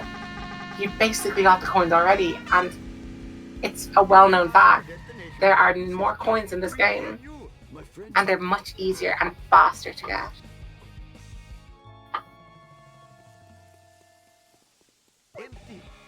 Okay, so Dank Mima heading up to finish this mission now. So we're into the trifecta, the gauntlet, the nightmare. Call it whatever you want. Armored truck, followed by curator, followed by poo cutscene skip. The runs could live and die for both runners here. It's a remarkably difficult period of the game. Considering how, like, originally, before we started looking at Out of Bounds as a feasible thing to do, when we first decided in NG Plus, which is basically the, hey, pretend you finished the game, reload the game, beat the game. When we decided, hey, we don't have to do this in a linear fashion of Homer 1, Part 1, blah, blah, blah, blah, you can just do it in any order you want. Armor Chuck was the first mission people wanted to do because it's just simply the thing of like, it's just simply, it's so difficult that we just want to get it right. We do not want to spend, in these runners' cases, an hour and 11 minutes, and that looks like a good Armor Chuck. And I think actually, I'm actually, no, never mind, it's fine. I was going to say for a second it's slightly too far too far out, but it is fine. Generally speaking, if it's hitting the stairs, it's fine. It will stay in there. And I thought that Dank may have just been a little bit late on the push as well. Wasn't. They pushed it in nice and hard. They're not going to go for that wasp. And we're going to see here, Guff is going for the older method. Again, this perhaps showing that, again, like a lot of runners who were inactive, they came back for the tournament because, hey, it'll be fun. So we do see perhaps like Guff maybe doesn't know the new Wiggum game. And that is not very favourable traffic. And I don't think this is going to work. It's going to work. And, oh my god, absolute like MVP car there. Oh, that is the absolute worst type of stuff that truck can be. This can actually be worse than the backup because it does not reverse. You have to do this yourself. It might eventually start reversing, but it takes a long, long time. I think we're going to see a lead change here as a result of that. That is so unfortunate for Guff. So unfortunate. It is. I don't know if the damage is quite as bad as it escaping entirely, but they, of course, want to be very careful not to destroy their car here, even inadvertently. Okay, be careful. I'm invested in this. Watch out. No, we are all invested, and it gets going. There we go. Far too late, but it does get going. Well done, Guff. Also remembering that this is actually the faster way to get back to where you want to be. The only reason we don't use this is because you'll get too much of a straight line distance between yourself and the truck, and it will just stop working, or it will reset itself out of the track. As we see, Mira is now going to transitioning into Curious Curator. Another mission which, like, if you do it, technically speaking, Armor Truck can last infinitely because there is no timer. The wrenches will respawn eventually, and just you can go on forever. As Guff takes a big hit from that girder. That was I could feel that from here. Okay, this is a big setup. I know this setup. Not managing it, but a very good first hit. And now we do see why that gazebo box was gotten earlier. I think that contact was made too early. As I said earlier, when you make contact with the car, it gets used to you being there, and it will steer with you in mind. Don't miss the main backup. But they destroy it before entering the tunnel. It could be worse for them.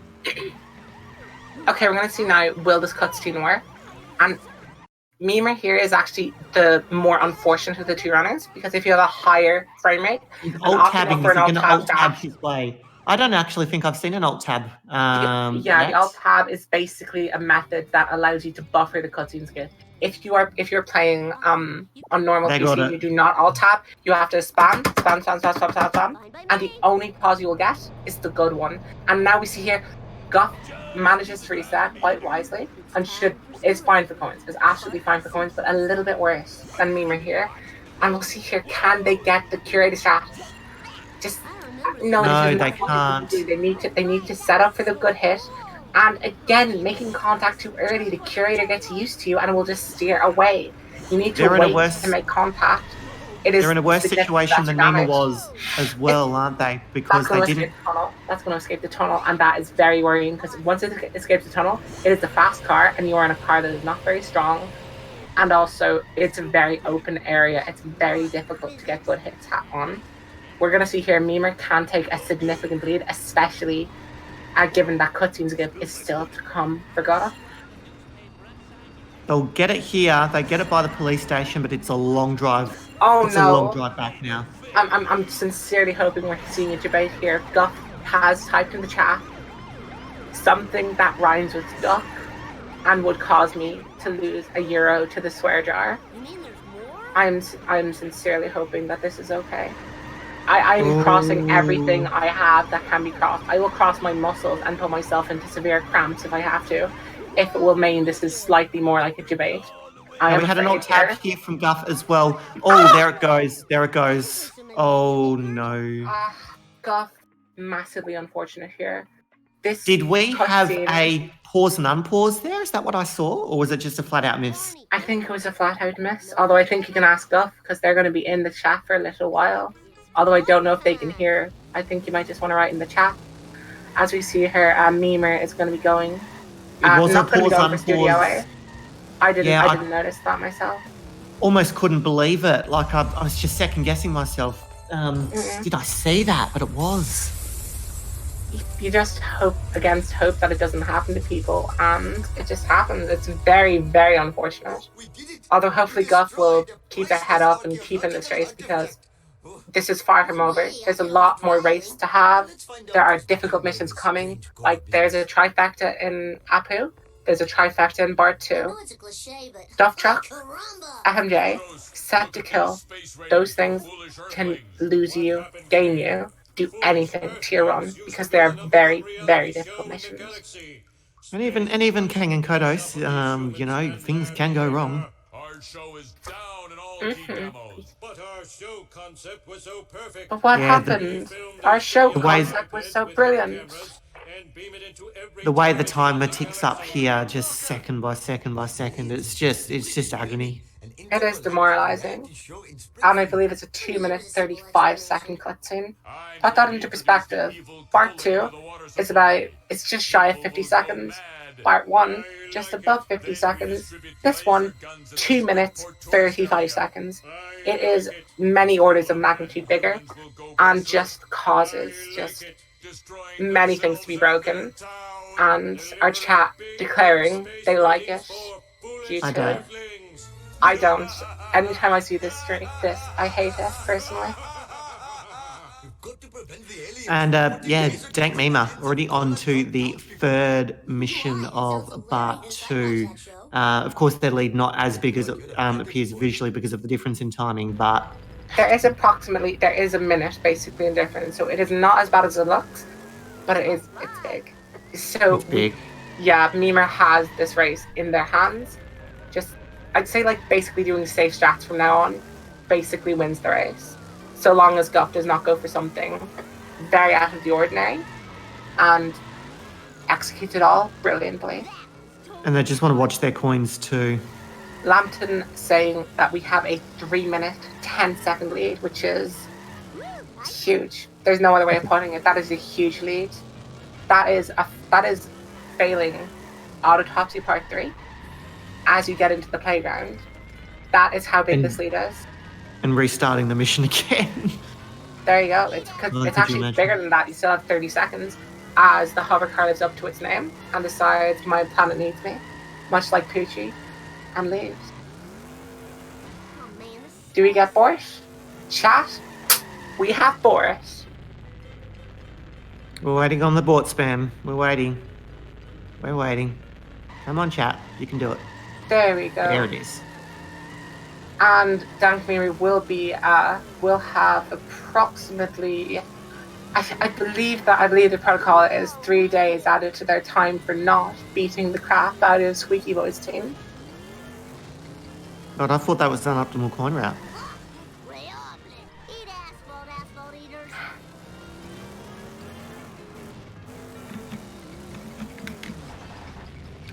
As we receive some very important education from Zoton too. Thank you, Zosan. Alright, that was so cool. Oh, Guff has 1 coin too few. That is not the end of the world, so... Bart Simpson. But I think perhaps they missed out on the bot on approach to the end of 6-1 because I think they just thought 6 seconds. I don't want the coins. I want the 6 seconds. And we're gonna see now. Duff Truck is coming up. This is, in my own personal opinion, the most difficult strat to get done properly as far as like the best method is concerned. And it actually only gets more difficult when you consider the fact that if you're on a lower FPS, it gets even harder. And the reason for this is because to be getting the very optimal strat, you need to be driving basically at full pelt towards the Duff Truck to push it into the taffy shop. James will No, not it's already do gone. it. It's already gone. They were never close. Yeah, it was already gone. However, this is a weird example of where the optimal strat is... that is a very unfortunate collision. I think they just like had a moment of like, am I going to crash into this so that it's like facing like directly forward, or am I going to crash it so it's horizontal? And like, you can't go in between. You can't go diagonal because diagonal just means the truck escape. And once the Duff Truck has headed into the squid port, it goes a long way with almost nowhere to catch it. And He's got to also- drive back all the way to the Duff Brewery, remember? And also, you will notice a lot of people. You will generate a lot of hit and run. And where's he going? Just building up momentum for a jump. All of that is far too much. That is not appropriate. I don't think that is. I think that's a time loss as far as I'm concerned. It would be quicker, I think, to go to do the jump in an alternative method. Although it's actually going to be attempting boat jump and managing it. That is a very, very, very good. That is very, very good thinking on the fly. I'll say right now. Yeah, the Globex is a fast car. There shouldn't have been quite a need to have a run up quite that far, but boat jump, very good thing. That is an extra 62 coins, which are going to be And much another more loss. difficult for Guff to get because Guff is on 60 FPS, and boat jump is significantly harder to get because basically FPSs make launches higher, and boat jump is basically how high can you launch? Can you launch? I think it's reasonable to say that boat jump's probably more or less impossible at 60. I wouldn't say that, but I would say that perhaps for someone of Guff's like level, I wouldn't rely upon it. Maybe give it a chance if your coins are looking bad and you just like really want to stay in the race. And me are managing an absolutely textbook FMJ, albeit not managing the first hit against the bollard. So yeah, this is a very good Bart 2. We've seen this pattern actually a few times where just the practice in the late game can actually make a big difference. With Bart 2 in particular, it's a deceptive mission. It doesn't take quite as long as some of the other missions in terms of total time, but he's got this Bart 2 down to a T. And Guff is going to do the right... Oh no, he's going to talk to the Sweet Boys team? What is that? Oh, there we go. That's what we want to see. Although, keep an eye on the hover car. It is going to go. As we move on to Set to Kill, this mission now has several routes through it. Previously, what we used to do was, I coined Blackjack strat because we want to avoid the 21st drop. Blackjack, avoid 21 and so on. So you'd avoid the 21st drop because if you pick it up later, it means that it becomes the last drop and your time to get back to the custody studios is set, regardless on which drop you actually pick up. So it would give you basically more time to get back because you'd have less distance, essentially. Whereas So it'll be interesting went for the opposite, the new strat, which is slightly quicker, where you bypass part of it and will be going for a similar reset to what they did earlier after Duck But you Chuck. really can't afford any driving mistakes with this one. If you do, the timer gets very tight as you're heading back towards the squid port. I feel they should be okay. They're fine. They're absolutely fine. As long as you have more than 22 seconds, you're absolutely golden. There's more than enough time. 22 seconds after the drop they're going to pick up now, you're fine. Yep. The only issue with missions such as this is that if you are a runner with, you're not the best runner in the world, don't try to do these incredibly difficult strats because you can panic. A lot of people can panic when this happens, and it happens on this little piggy, it happens on Set to Kill. Just do a simpler strat that you know you can do, and you won't panic and exacerbate anything wrong you do. Guff will not get the fast strat, and I do not think they should be doing this either. That's a good backup, though. That is I do not know if that's impromptu or if that's intentional, but that is a very, very good little trap. Although it looked impromptu for me. They probably...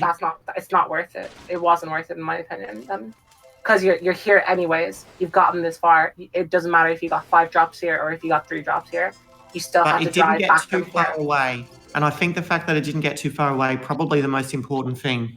Oh, totally. I just mean that the previous impromptu strat actually slightly lost time because it slowed the duck truck down to get to the position where the drops were actually attained, albeit picking up 2 drops along the way and managing a 3D there. Albeit coins, not looking that great. Not looking that great. Yeah, they are very low, actually. Did Guff go through and destroy their coins in the coin room? Don't think they did. No. Memer did. Guff isn't that far yet. Although we're going to see if they're going to get an extra 47 coins for free without having to actually pick them up on foot, because if you get the proper strat in FMJ, the explosion that Skinner does actually blows up 2 items in the coin room. And as I mentioned earlier, actually that's a very bad hit because you're slowing Skinner down to get him to the actual trap zone, and you should not be doing this. The actual damage you get per second is not worth it. And taking the appropriate position here, as we see Mima here, is going to have to set off that last checkpoint as Guff does not get the strat. Although it's on a reasonable enough backup, we're going to see it will here. Escape. This is not necessarily, but it's very difficult to keep him in there. I think it's going to be fine. And now we're going to see here, perhaps we're going to get 3 of 3 cutscenes, and we do get 3 of 3 cutscenes. Gets well done to Dank Memer. Although I will say this race is so close because the only thing separating them now is basically a cutscene skill. And those things can go for you and go against you very, very periodically. Mimo is still probably on PB pace, and maybe a decent amount too. It just really depends on their mix of out of bounds, which is very hard to predict. We not inside his brain. We just don't know what he's going to do. But even if he was going up against his normal PB strats, he could be over a minute ahead. If we were inside his brain, this would be a very interesting commentary. Yeah, sub 140 pace, very much in the balance for Dank Mima here. Guff going for the old strat, so I do suspect he's going to go for the previous strat of avoiding the later drops. And I promise I will not do run over by Dank Mima. I will not do my terrible, terrible commentary that I kind of did every single time last year, back when this strat was just the common thing that everybody did, which was to overreact to everyone who dared miss the 20-second drop.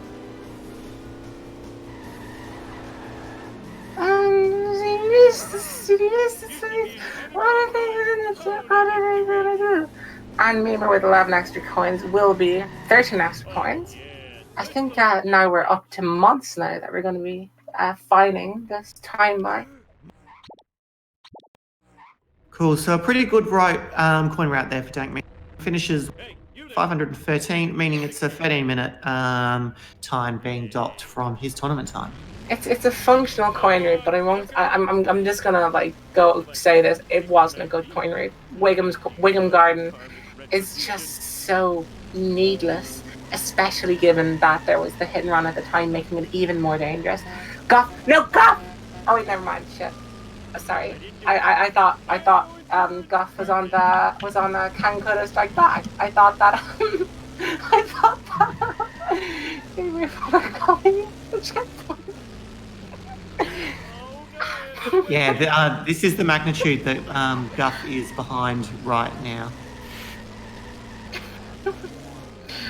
And my sincerest apologies. I swear, I know this game. Lambton here sharing the knowledge that there still could be a PD despite the missed cutscene skill, and the longest one at that. And as terrible as it is, it's also brilliant because it just inspires you to get runs further and further into the actual game, because you constantly think to yourself, there's that 2.5 minutes I can get later.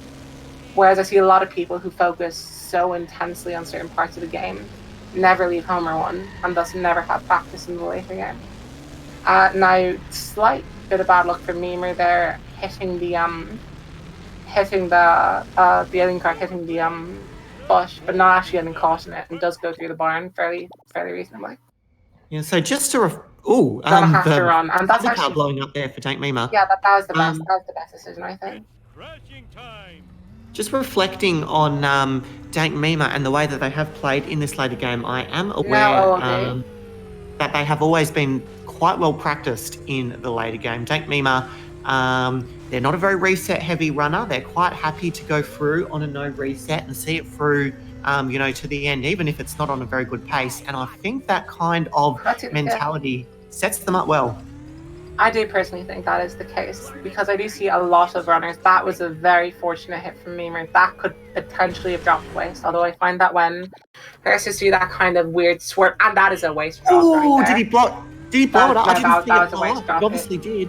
No, it was definitely hit very hard into the back of a hearse. Was always going to be one. But Guff on very bad coins. And Memer going all in. They're going for out of bounds. That looks. I don't know. I don't think that's it. Coming up against the cage. It's going to slip out. Yeah. There it goes. And we see here the issue for Guff being that they are still 100 coins away from getting the zombie car. And Krusty Burger has approximately 55 coins. So they're going to have to find another coin source, and they've already picked up neighbors. So they're slightly in a tricky situation. And people now saying that as a result of what Dank Memer did, they may just have forgone the ability to get a sub 140 run, which is a crying shame. An absolute shame. So very good people managed to get that threshold. Guff should not be going for the vending machine, in my opinion, because there's not enough coins there to justify going for it. Because you still need significantly more coins. It is not reasonable to expect to pick up 28 coins from random drops. It would be significantly faster just to go to Ned's garden and just accept that you're going to take a little bit of time. If they just go for random drops, they're making a bad decision. Although they might be going for that boss here. And that looked like it could have been a waste blow up. That's going to be a bust though. Oh, man, you get a bit of momentum there. We generally say that it's always, we're not here to cheer the runners on and tell them what to do. But Dank Mima probably just needs to slow it down a little bit. They're in a hurry. They've already made 2 decisions that have lost them time. You just can't get caught up in it. Yeah, that is the case. You just need to make a decision and stick with it sometimes. Although equally, knowing a decision is bad. I know that is somewhat contradictory what I said, but the skill when you get to it is actually quite apparent when you just know, hey, this isn't working. A good example of that was in an earlier race in which Derek runs. Again, sadly, make the decision, bridge clip isn't working for me. I think I'm just gonna, not do it because I don't think it's a good idea here. I'm ahead. The race is just here to be won. Albeit, I think that the PB possibility was gone by then. Sometimes you just have to accept I'm in a race. The race is here to be won. I just need to get to the end. Bridge clip is good, but finishing the race is number one. Oh, Dank's spinning out there as they come over the bridge, very close to getting hit and run. They will. I was going to say they'd get hit and run for sure, but they didn't. There they go. There's the hit and run. Take the bus, mate. Yep, there he goes. And Guff at the same time still in zombie car. So not too much to talk about there. All they need to be doing is just sticking as close as they can to the alien car. Now, Dank Mima is beginning the platforming segment of the very last platforming of the game. Shout out to Frazzle Dazzle. Yep, shout out to Frazzle, who it's 9 a.m. in the Eastern States right now. Are they here? Are they watching? Are they taking tips? I'd say definitely take out the notebook for that. That was a very good climb. Although earlier on, KSFQ and the first sub 130 run of the whole tournament managed just... It was such a good power plant climb. I looked at it and I was just like, I don't know how one would. How do you do that? Is all I was thinking when I looked at that. Yeah, the I think observation. Beamer decided to restart because I think their car might have been significantly damaged, and restarting the mission does actually reset the damage on your car. And pretty good driving from Guff. I think perhaps a little bit of a break there before hitting the hearse, which actually lessens the contact, making the waste blow up significantly less likely as Beamer decides to go through that. What I think becomes a pumpkin field, but originally is a tomato field, and in my personal opinion, it's not worth going through it. I think it's faster going around and maintaining a momentum. Yeah, it's not something that I would be doing, that is for certain. And Guff still A over little 2 bit. minutes green, which speaks to the fact that even with that Mr. Pooh cutscene... That was a don't very do late that. reset. Okay, I'm just going to say this right now to everyone here. You don't have to wait that long for the reset. If you want to, do that cemetery jump, and you're going to see you don't have to reset nearly as late as that, and you can easily tell long before it's like that close that you're going to crash. Just reset earlier and save us all a skipped heartbeat, because And damn, Mima. that was so bad.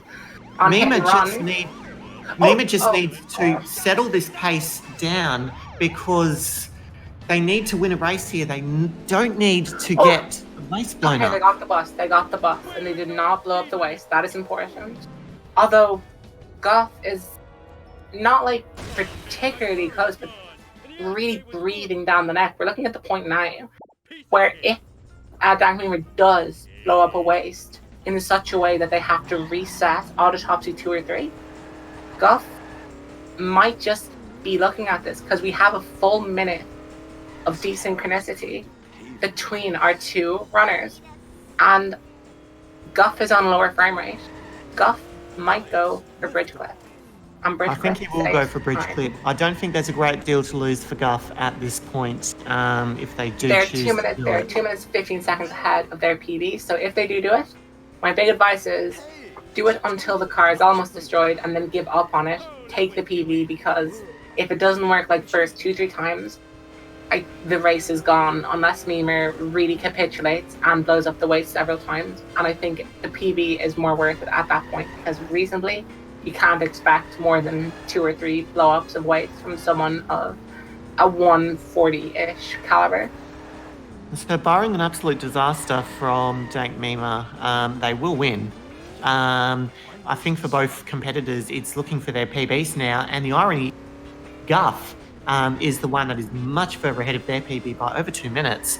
Dank Mima, meanwhile, did have the chance for a PB, but it was almost all lost in that really disastrous They're 7. still on, I think. They're still on. I mean, I'd say from the point at which you pick up the waste in 7-6, there's about 3 minutes 20, 3 minutes 30-ish. No, actually, no, that's a lie. It's about 3 minutes 50 left in the run. And that is going to be about a 140 or something. It's not going to be sub 140. I don't think that's possible anymore. No, it certainly isn't, because there will be less than 2 minutes remaining, and not even our elite runners can get anywhere close to that in terms of driving inbounds. I will do a very quick check to get the exact seconds on which these runners have their PBs, because in the case of Dank Memer, I think we're looking at the seconds to see if they're going to PB or not. No, it's going to be very close.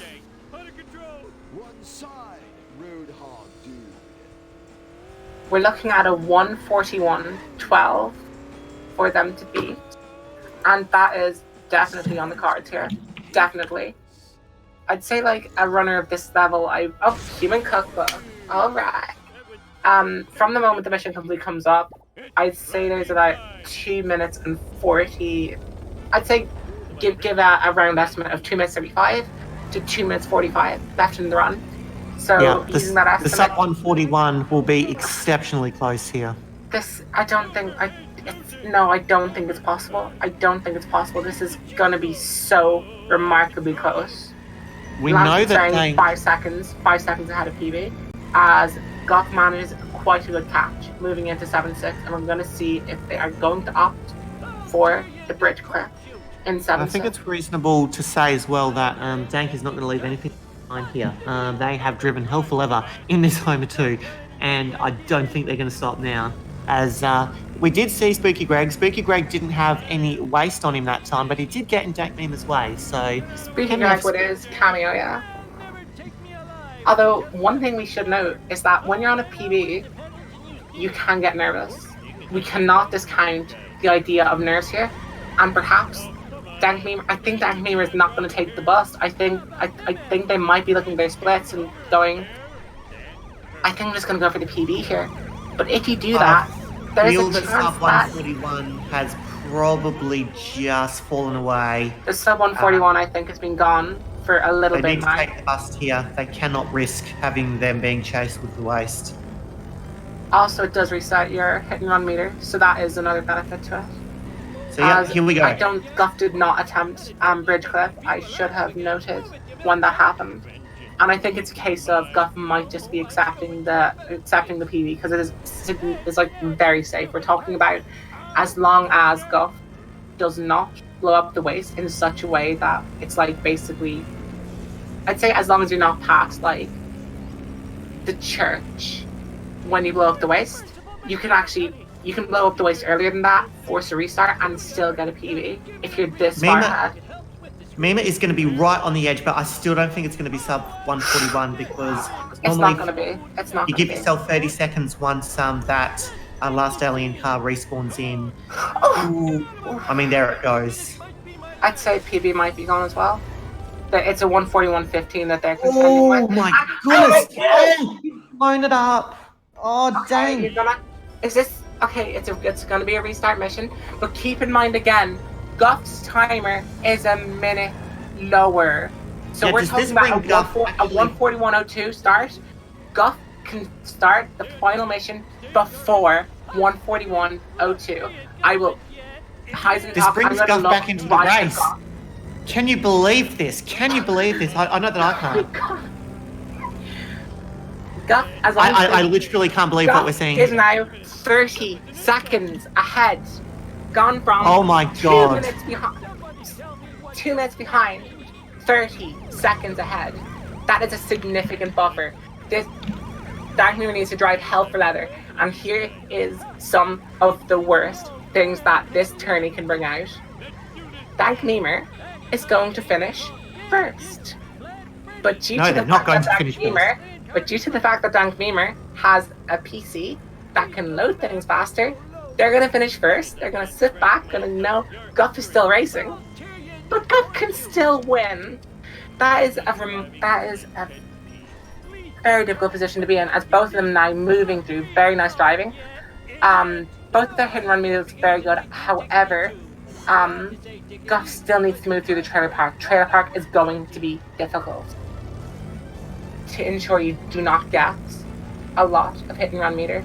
A fairly slow U-turn from Dank Mima. It's going to be very difficult, and Guff took the trailer park very well. You'll also notice that when you go through the field there, you do actually pick up a lot of hit and run meter. That is far from ideal.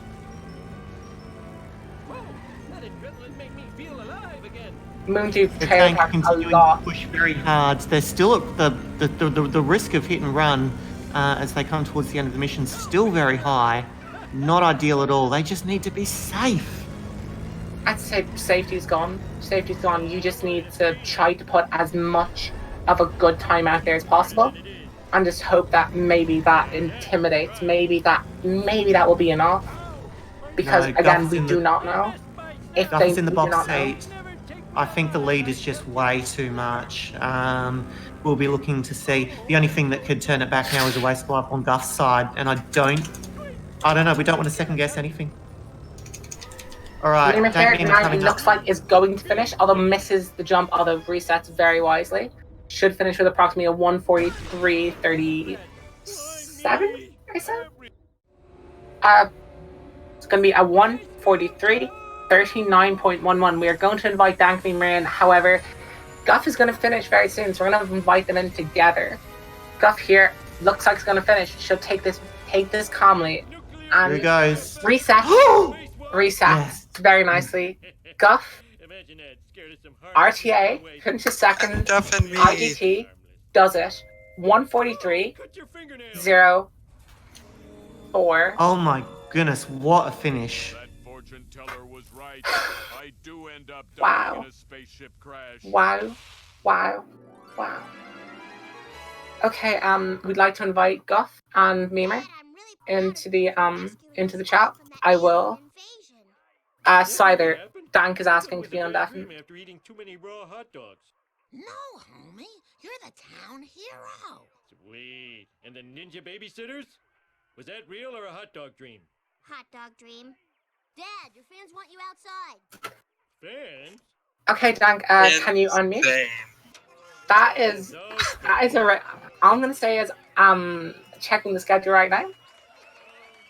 Okay, good news. There is not another race for about 14 hours. We're all going to need to take a good rest, a good sit down after that race.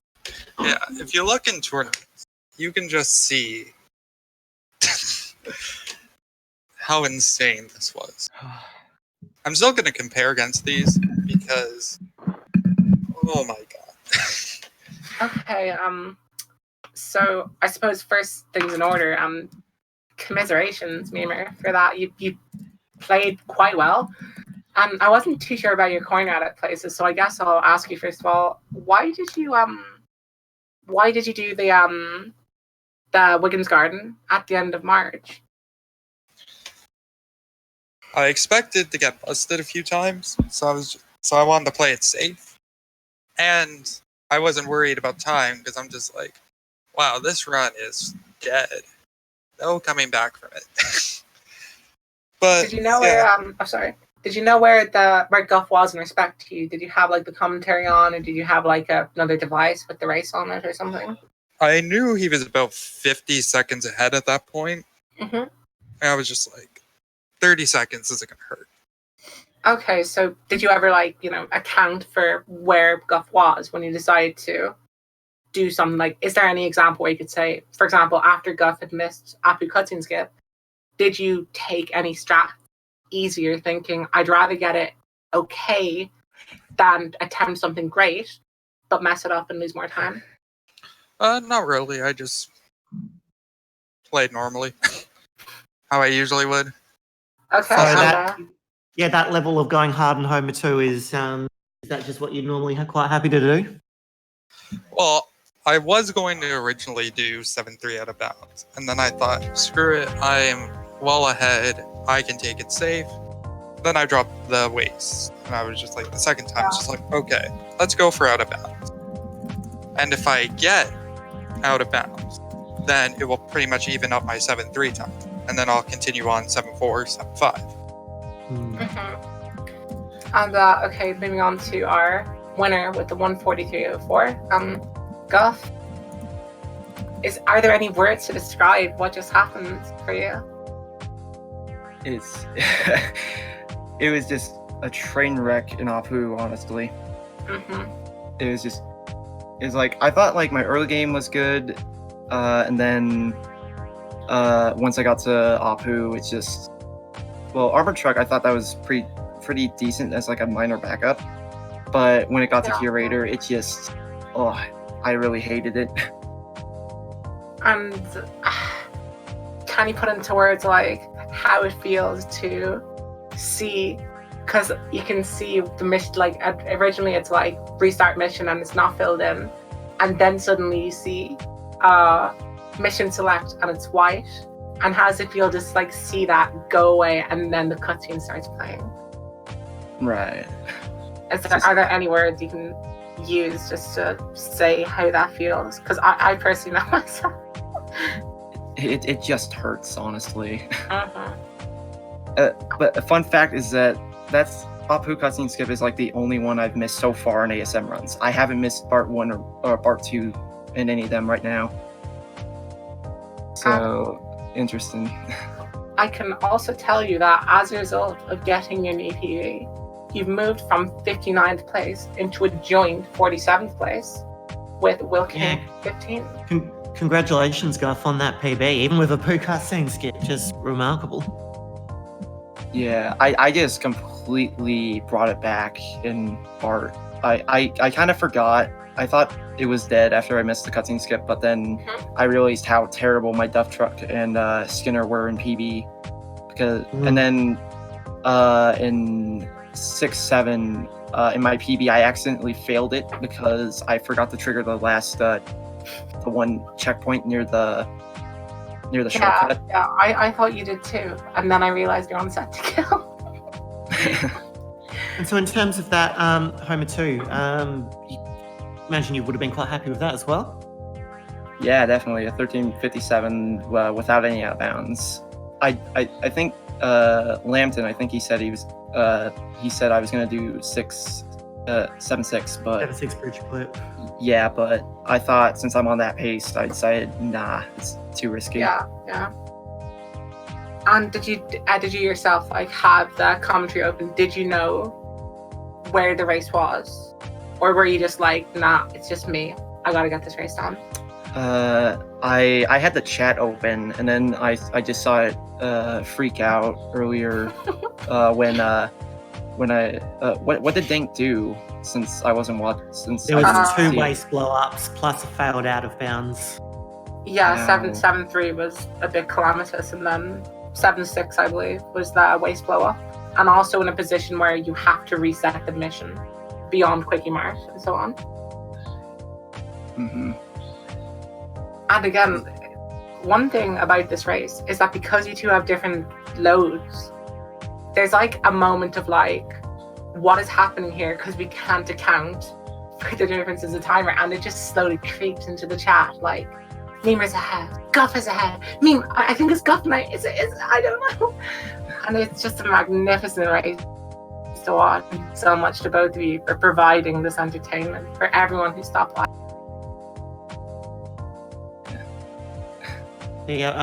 Once again, thank you guys so much.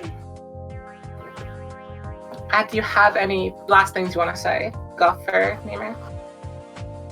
Our run sucked. Curator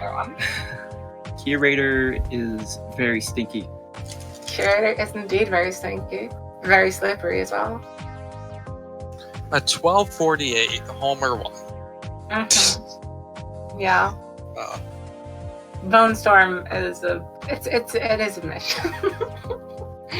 It wasn't even Bone Storm for me. It was failing Office Space. Well, not failing. Yeah. I remember that. Yeah, it was the strat and the backup. House. And then Bone Storm was pretty bad as well. Mm-hmm. Yeah, well, I'm gonna leave the call now. And okay, thank you very much for your time here, and good luck in the rest of your races. Yeah. Whenever you do decide to schedule your races. Congratulations, Gus. Well done, Gus. And now the state of Group 3, after the grand total of 1 match we've had, is Guff has 1 point. All other runners have 0 points.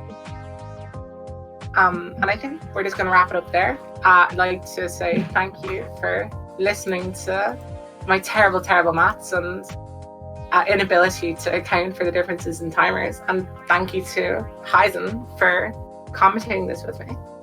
Yeah, and thank you, Alexis. And thank you, Cider, for a very smooth, albeit with 83 drop frames, restream, along with 1 or 2 moments in which he chimed in and kept us on the straight and narrow. God tells all.